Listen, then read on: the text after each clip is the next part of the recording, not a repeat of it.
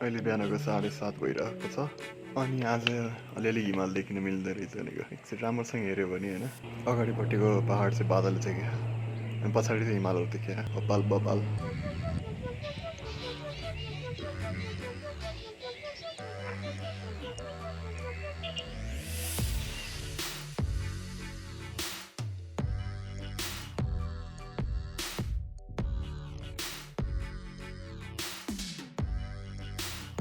धेरै ठाउँमा ध्यान भयो भने पनि केही गर्न सकिन्न क्या वाट्स अप ब्युटिफुल पिपल म चाहिँ सुसन्त अनि welcome back to my another vlog बिहार उठ्ने बित्तिकै मैले यसो बाहिर निस्केर हेरेको दामी भ्यू देखिरहेको रहेछ कि पछाडितिर है अब काठमाडौँ भ्यालीतिर चाहिँ अलिअलि त्यो पग्गीहरू लगाइरहेको छ तर ठ्याक्कै त्यसको पछाडितिर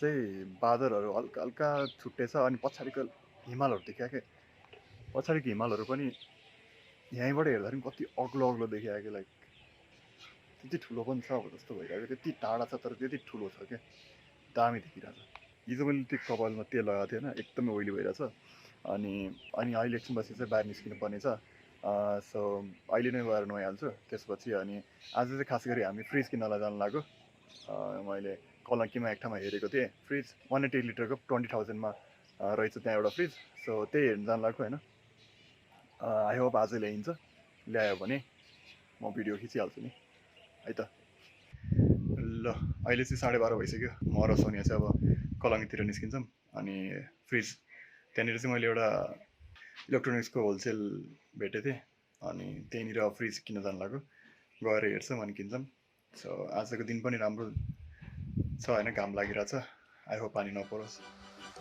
ल अब निस्किन्छ अहिले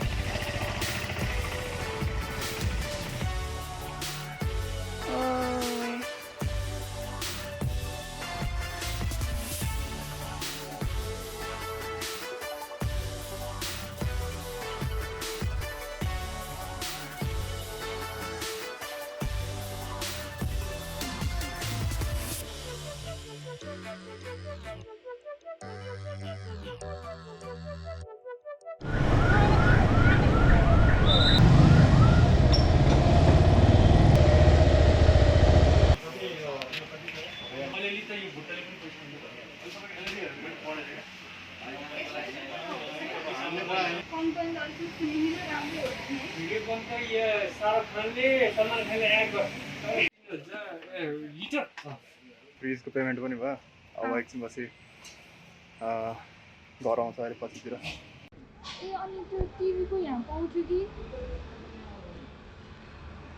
के टिभीको सोध्नु त वाल स्ट्यान्ड वाल माउन्ट के अरे तपाईँहरूसँग क्या त्यो टिभीको वाल माउन्टहरू राख्नुपर्छ र टिभीको स्यामसङको हो स्यामसङको चाहिँ कति 32 इन्चको हो क्या 32 भन्दा अलिकति ठुलो हुनसक्छ है ठ्याक्कै थाहा भएर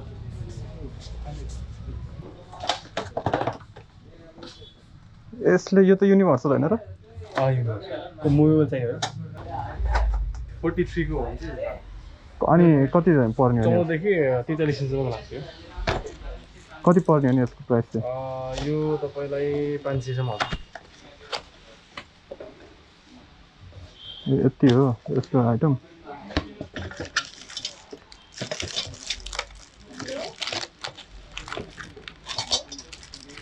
हुन्छ म फेरि आइरहेको छु के अरे होइन म एकचोटि टिभी पनि कन्फर्म गर्छु अनि यस्तै यो मिल्छ कि नै भित्तामा हेर्छु एकचोटि त्यहाँ अनि साइज पनि त्यसको तलतिर चाहिँ त्यो उठेको देखेर चाहिँ हुँदैन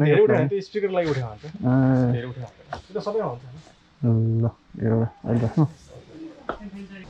हाम्रो त्यहाँ घरमै भएकोले नि हुन्छ जस्तो लागिरहेको छ है एकचोटि ट्राई गर्छु म तर नटहरू पनि छैन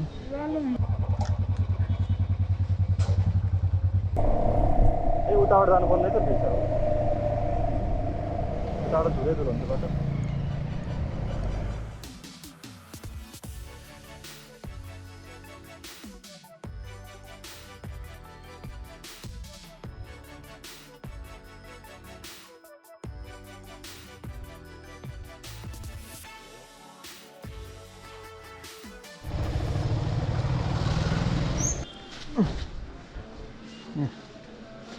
मन्जिलको बाइक यहीँ छ बाहिर, बुलेट पनि यहीँ छ।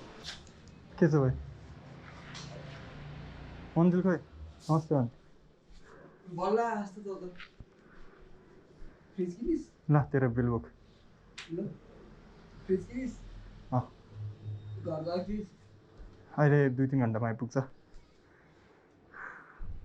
के छ तेरो तेरो बाइक देन, तेरो बाइक लिएर जान्छु। यो मेरो बाइक यहीँ छोड्छु। तेरो काम के छ त नि? मेरो धेरै काम छ नि। ओ तिम्रो मेरो नि धेरै काम छ, तर किन भन्नु पर्यो त नि? ल भन्नुपर्ने जरुरतै छैन। एक दिन आइज नि त कृतिपुरतिर, मुठा लिएर आइज अलिकति। के को सागको? हँ सागको होइन, 1000-1000को हात्तीको मुठाहरू छाप्नु पाउँछ अरे भाइ हातको मुठा? ल निस्किन्छु म। ल निस्किहाल छिटो बाई बाई। फोनै नगरिकन आए जस्तो फेरि म भर्खर निस्किँदा म कलङ्कीमा थिएँ अनि यता आइदिएको। के काम छ तेरो अब? अब यहीँ त्यो मोबाइल पसलमा के छिर्छ, त्यहाँबाट राउटर भएन। त्यहाँनिर तिनीहरूले नयाँ लिएर आएको छ भने लिएर आएको छ, छैन भने फेरि फर्किन्छ। ल निस्के, बाई बाई।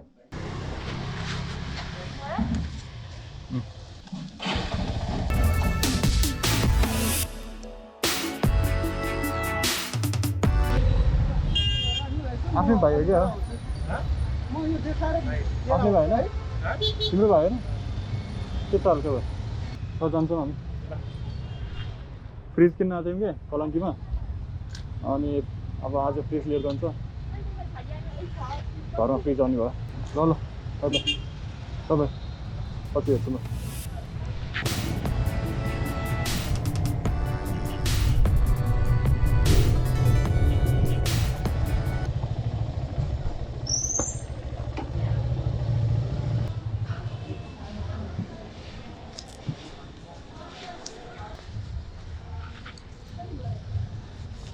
मासु ब्यागमा हाल्नुहोस्।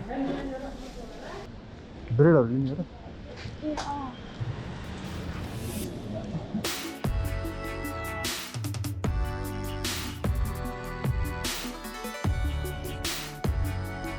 साढे 3 भइसक्यो अनि हामी अहिले घर पनि आइसक्यौँ।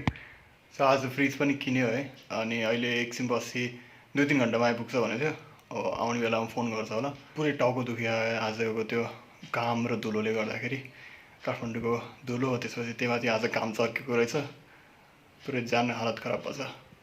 सो अब फ्रिज आउँछ, फ्रिज आएपछि अनि कृतिपुर बजारबाट चाहिँ टन्नै तरकारीहरू किनेर ल्याएको थियौँ, त्यो सबै हाल्नुपर्छ। त्यो अबदेखि चाहिँ अलिकति म्यानेज हुन्छ घरमा खानेकुराहरू।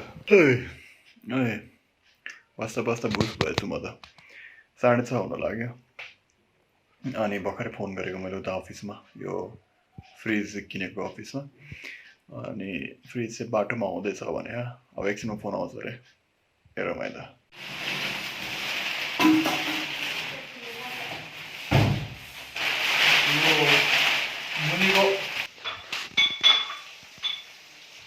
ल फ्रिज पनि आइपुग्यो, यही हो फ्रिज। ल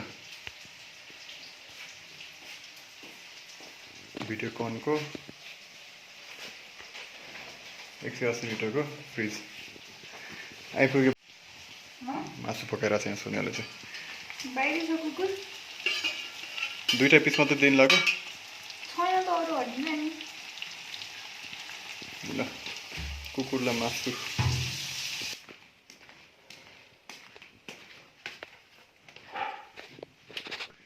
ल आजको काम पनि भयो, 8 बजिसक्यो है। फ्रिज पनि ल्यायो घरमा।